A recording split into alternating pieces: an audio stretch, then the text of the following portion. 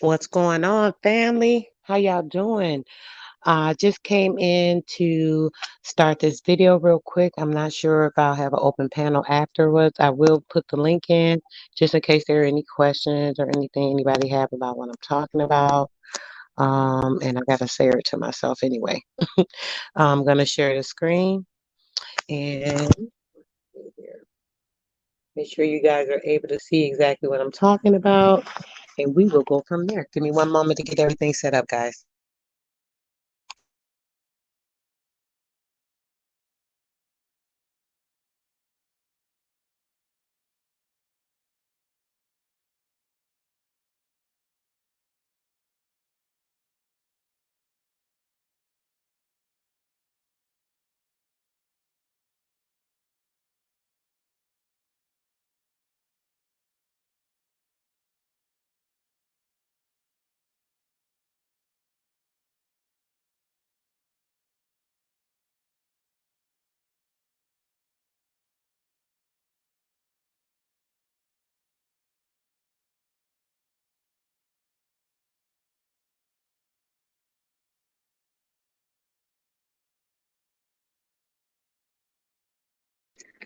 Okay, great. So let's see here.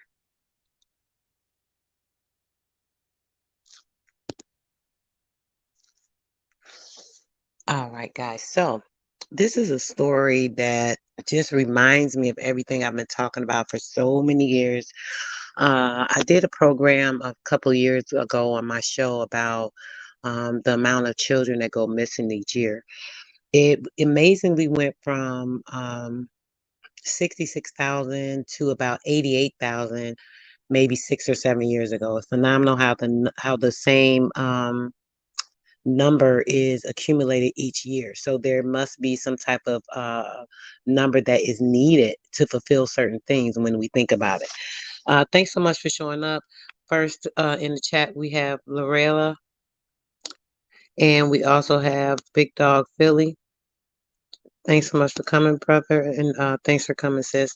I just want to talk about this real quick. I'm not sure how long I'll be on the live, but I want to talk about a Miss Alima Banza. She was trafficked from Burkina Faso to the United States. Now, just to talk about this story a bit, so you guys will have an idea, I'm actually going to talk about the traffic in general. We all know that one melanated body is worth about $500,000. That's including the skin. People don't think that it's important that our melanin is important, but believe it or not, the value of that melanin is at about $478 a gram. Contrary to many beliefs, it is sold and it is extracted. It is a chemical. It's literally the chemical of everything, ether. If you know about ether, when you think about melanin, as I always talk about, it is the ether. So it is something that is a usable uh, material. What's going on is the trafficking for organs, sex trafficking. These two things play a huge part. The sex trafficking, when they have been used up, then they go on to being used for their organs, or what have you. They're transferred from place to place. As we go over this story here, this is going to validate a lot of the things that I talk about when it comes to that. The trafficking, taking them back and forth to different states, using and abusing, harvesting all of their energy. It's just pretty disgusting. So I'm going to start by going over this. I did put a disclosure in earlier, a disclaimer, and I'm going to put that now as we start this video. The disclaimer stating that any pics used in this video to depict the current story is for educational purposes only. And this is in order to deliver information to the public on what we are going through right now. This man right here is the person we're talking about doing the trafficking. And this is his forced wife. At the time, I believe she was 16 or 17. It may say it in the story. I'm not really sure, but we'll get to that part. I know she was no older than 17. Now, what happened is when these people come to the continents of Africa, and there are certain things that are needed, things that are low resources. These people come over bearing so-called gifts and bringing them different things and money. Another entrapment where they're getting caught into thinking that there's a value in it when it really isn't. Especially there, they have all the natural resources of nature. But in the same sense, what happened was the chief actually gave this young lady to this man. He bought her. She was bought and paid for. Of course, she didn't speak any American, French, English, anything that would be recognizable in the United States, Spanish, anything of that nature. Obviously, she's only accustomed to her native language. So that's an issue in itself. When moving and leaving from her known background and coming to an area that you know nothing about, like if we were to leave and go to a country where everybody spoke a different language and then we're not able to communicate, we're obviously going to be a little afraid of our circumstances. We don't know what to do. We can't speak to people. We can't get answers. We can't get help, so on and so forth. So this is kind of what happened with this young lady. We're going to kind of go through the story, and I may chat a little bit throughout. On June 18, 2020, Alima spoke publicly for the first time about her alleged 2 decades of abuse by Mr. Alan Stack. Alan Stack is the being that is doing the trafficking. We're going to get a little further into this. As you'll see later on in the story, he not only trafficked her, but multiple people within her family. The chief offered and delivered them up for a bounty and a prize and funding, and they were able to be bought by this white man and taken to the United States for whatever his reasons were. So we'll get a little bit more into that as well. So Alan Stack is the person that took Alima from her home and took her to the United States where she had no communication. She had no way to speak with anyone. She had no familiarity with the United States other than being afraid and hearing so many different things about the United States. So she was a little bit afraid. That was the one thing that she spoke on. As you can see, she's a young girl looking at the face. He has her dressed up, so on and so forth. This is a baby. This is a kid. You can tell she's like 16. I think she was 16. She may have been 15. Within the story, I'm not sure if I recall the exact age. She was somewhere between 15 and 17. But if you look at this pic, you can tell she was still a baby. Look at her baby face. And this pervert sitting next to her with his nasty, disgusting hands around his filthy, funky fingers on her shoulder, forcing her to take pictures like they happy and they a couple and all that. But yeah,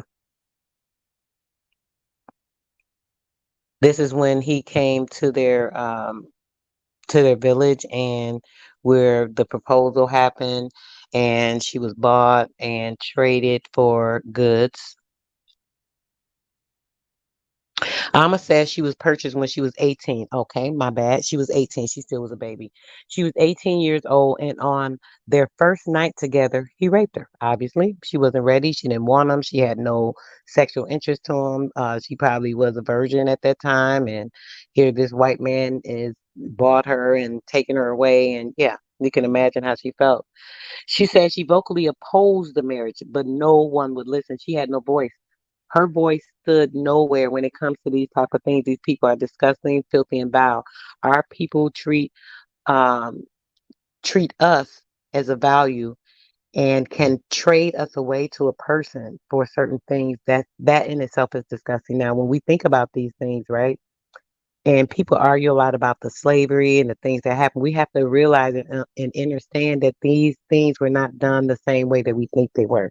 A lot of the servitude were due to people trading, trading goods, and women were used as goods as well. That's a whole nother story we won't get into. But yeah.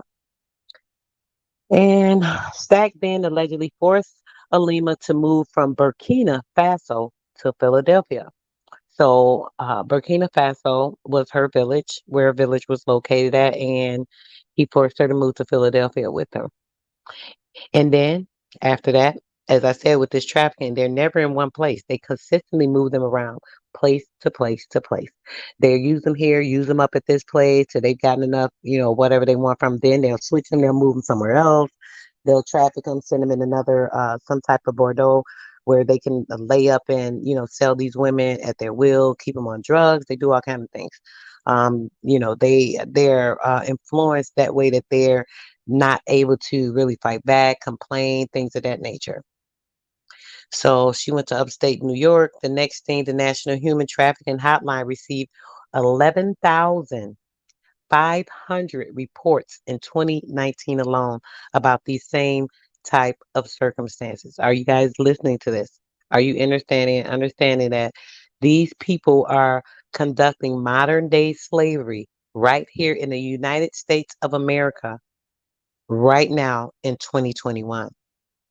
Right here, it's proven that the National Human Trafficking Hotline has received tips of more than 11,500 reports in 2019 alone. So that was 3 years ago. So we can imagine how many more reports there have been. Human trafficking was only made illegal in 2000 by the Trafficking Victims Protection Act. So before that, during this time when Alima was going through this, there was no Victim Protection Act. She had no one to help her. She just was trafficked from state to state, from country to country, back out of the United States to another country. We'll get into that. It's going to show the timeline. And then back to Philadelphia last. So these people are suffering so much, and we have no one to stand up for them. They're legally brought to the United States as a so-called married couple. The person can't speak any type of English. They can't ask for help. They can't request help. They don't know anything about the United States, so there's no way for them to find out who can help them, where to go, what to do. Stack began a farm in Old Chatham, New York, where he allegedly forced Alima and the rest of her family to work from sunrise to sunset with little or no pay. You guys hear this? Working from sunrise to sunset with little or no pay. They didn't know that they had option to just walk away, obviously, because they thought they were bought by him and he owned them. All the while, Alima says he physically abused and humiliated them. Of course, he did that. We know that there's no respect for the woman, and especially with certain people that have purchased someone for abuse or to misuse them or take advantage of them, there would be nothing that they'd be able to do. Alima says that in 2017, she tried to get her passport and her documents from Stack, who was storing them at his friend's house in Massachusetts. Obviously, knowing that she'd over about 17, 18 years now, she's become aware of everything. She's been in the United States, learned enough English because she's been around everyone, and she's trying to get herself together. And he made sure that she would not be able to get her documents because if he held her documents, she has no way to get back home. She alleges that when she arrived, he dragged her and threw her against the railing, and she went to the hospital the next day, obviously abusing her so she would not take her items. Stack then obtained custody of Alima's sister and niece from their guardian, Alima's mother. So Alima's mother was also trafficked and brought over to the United States. So was her sister, and so was her niece. Now he's petitioning for full custody over their children. The children that she's made with him, obviously they have been born in the United States, so they're United States citizens. Him having all the money, all the resources, being a white person against her, obviously he's taking her to court for full custody of her kids. And she's fighting that right now to this day. To Alima's knowledge, no investigation of Stack has been completed. No justice has come for her. He's continuously been abusing her, her family, trying to take over what's going on with her children and everything. So this has been rough. And this is just one person we're thinking about out of the 11,500 at a minimum that are reported. So these are just the ones that people know about, not the ones that aren't known. Keep that in mind. Lima, like so many other Black women, or we say indigenous women in America, has been ignored, dismissed, and silenced. We're so used to that. They don't think we have a value. If there's no value to us, why would they care about everything going on? You can fight with the Lima if you have any, type of concern. Um, there's an AG, Letitia James, 1-800-771-7755. You can also call the New York State Police Department in order to get information on this so that you can contribute, find a way, about her court date, maybe show up, whatever it is that you like to do. I just feel like Maybe we can write letters. We need to do something. Let them know that we're not standing for this. That we will not stand for one of our fellow human beings and their entire family, their children, and everything to be compromised in this way. It's disgusting. It's dehumanizing, and all.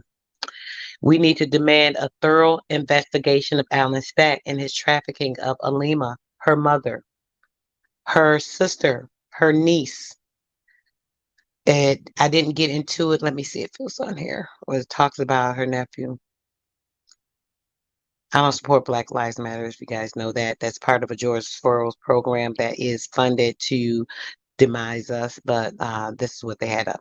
For information, you guys can visit the Columbia County Sanctuary Movement. That is www.sanctuarycolumbiacounty.org. That's www.sanctuarycolumbiacounty.org for any information and kind of go from there. Now, I really just want to bring this to everyone's attention because I'm just disgusted. I'm disgusted. I'm annoyed. I'm kind of tired that we are going through these types of abuses. Even now in this day, people are arguing and fretting over small things. Talking about money and this and that. When we have this type of dehumanizing behavior going on with everything, I'm disgusted. Um, I just don't know what to say. It's just too much. We have to make sure that we are fighting for ourselves, fighting for the people that are important to us, which are anyone that's in the human race. As far as me, that's what I feel. We need to make sure that we are supporting these people. We need to make sure that we understand that we are so valued and we mean so much to the people in our lives that imagine when a person goes missing. Just imagine if your mother, your sister, your niece, your brother went missing and there's nothing done about it. Just imagine if there was no support. You were just out trying to figure out what to do. You didn't have anyone to lean on. Imagine that type of feeling. Like I couldn't imagine if someone in my family was missing, hurt, harmed, put in any type of dehumanizing situation. And when we think about this, we have to be concerned about others. We can't go on in life with, only the concerns of ourselves and what's going on with me, self, all that. We have to find ways to be concerned about others. Um, I am, trying to find out if anyone would be interested in backing me and at least sending letters. I would love for you guys to contribute to this. I've done it myself. Just write a simple letter, that you heard about this story. This guy, Alan, has been trafficking this woman and her entire family for over 20 years. Abuse of them, using them in modern day slavery for commodities. There's just so much going on. She's been to court. When she went to court, the court denied it. This is another thing I didn't bring up. So the white court, I'm going to call it the white court because they backed the white man. The court system actually went against her. So this is why she's still fighting right now in court for her children. He has the custody of her children. When I say this is more than sick and disgusting, I just when I read this story, I just couldn't leave it alone. Some things, there's so much going on, but when I read this, it just took me back to everything I keep saying about this human trafficking, everything I keep saying about organ harvesting, everything I keep saying about the harvesting of our energies. Oh my gosh, this is the most deploring thing that I've seen in a long time. And to know that this woman's been suffering for 20 something years and her entire family going through the same scenarios, and there's nothing she can do about it. She's tried, but there's nothing to help her. And oh boy, our people go through a lot. We're very strong, but at the same time, we have to make sure that we're supporting each other, the ones that need the help. Yeah, I just wanted to make sure that I put this story out there, guys. I do have a story about these heroes I want to do. I haven't had a chance to get it together. I want to make sure that you guys have completed information that you can actually look up, research, make sure that I can have it really organized for this next video. But thanks so much for joining in with me, guys. I really, really appreciate you. If you guys have anything you'd like to contribute to the Ohio mission that we're doing, make sure you guys hit me on my Cash App. You can also hit my email, Sister Soul Main Radio at Gmail, and let me know that you have any type of material so we can figure out how to get those transported to the Columbus area. And we'll just go from there. All right, guys, I am about to get off of here. If I may join another panel later, someone goes live. I'm just kind of a little drained right now. I've had my grandbabies. They just left a minute ago. I've been doing a lot with them. When they come over, it's like a lot of fun, but boy, it's tiring. A 1-year-old little baby, 3-year-old twins. Yeah, y'all can imagine. So, yeah, I'm just kind of resting up a little bit. I just wanted to bring this story. I've been wanting to bring for the last 2 days. I am just so hurt and kind of numbed by the system that we're in and everything. We already know what's transpiring and, all the things that are going on, but it's just sick to see it, when we witness these things. And it also makes us more aware of, the trafficking in the United States, period. Since I've been in Texas, there's been so much uh, information going on about the what do you call it, the Amber Alerts. Every time I turn around, there's the Amber Alert. Somebody's kid's missing. Somebody this. I remember I went to a store one early one morning after taking my son to work, and the lady at the store was telling me how two ladies was held at gunpoint. The guy tried to get in the van. They were just jogging, doing their early morning jog that they do together. I mean, we're in some sick times with some sick ass people and some more than disgusting behavior. So just make sure that you're watching out for yourself. If you have, if you're a lady, be careful when you're parking in parking lots, even like when you're going to the mall and stuff. Try not to park by vans. If you do see that when you come out, there's a van near your car or parked by your car, just be very careful and cautious and have yourself ready at all times and be protecting yourself. That's all I want to say. All right, guys, I didn't want to make it too long. Just want to put this information out there. You know what I want you to do? Make sure you're loving yourself, love somebody, give out any type of energy that may be beneficial to someone. If someone asks for something and you have it to give, don't worry about if they're going to give it back. Just give it to them. They must be in need, and whatever you have, it will come back tenfold. I'm going to claim that right now. So thank you so much for tuning in, guys. I look forward to my next live, and I'm out.